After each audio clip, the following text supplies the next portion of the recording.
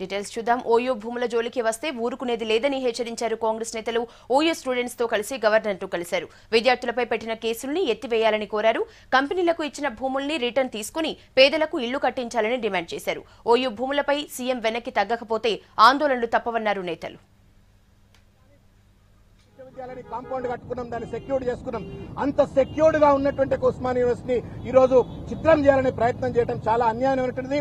Anybody who has a basic sensitivity of academic understanding కానీ basic sensitivity ఉన్నట్టయితే అక్కడ ఫ్యాకల్టీతో పాటు ఫ్లోరా ఫౌనా ఉండాలా, అంతర్జాతీయ ప్రమాణాలతో సంబంధించిన ఒక వాతావరణం ఉండాలా. వాతావరణం నిజాం మహానుభావుడు, అంత పెద్ద మహానుభావుడు 2800 ఎకరాలు ఇస్తే ఇవాళ ఎక్కడ చూసినా నిజాంను పొగడేటువంటి ఒక ప్రభుత్వాధినేత మరి ఆ నిజాం ఇచ్చినటువంటి 2800 ఎకరాలు కబ్జా గురైతే మీకు దమ్ముంటే 2800 ఎకరాలు వాపసు తీసుకురండి, కబ్జా గురైన భూములు వాపసు తీసుకురండి. కానీ మేము తీవ్రంగా ఖండిస్తా ఉన్నాము.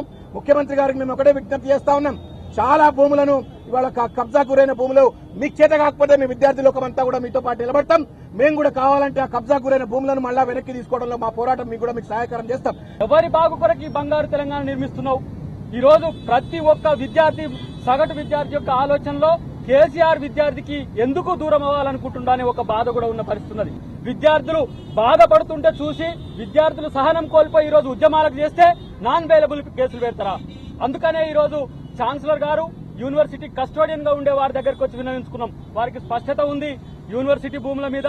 ఆ యూనివర్సిటీకి ఒక ఎగ్జిక్యూటివ్ కమిటీ లేదు, ఒక వైస్ ఛాన్సలర్ లేడు. ఇలాంటి బలహీనమైన క్షణాల్లో ఆ భూముల్ని లాక్కోవడానికి ముఖ్యమంత్రి ఒక ఎత్తుగడగా ఈ రోజు మీ ముందుకు ఈ భూములను తెచ్చింది కాబట్టి దాన్ని రక్షించాలని కోరుకున్నాం.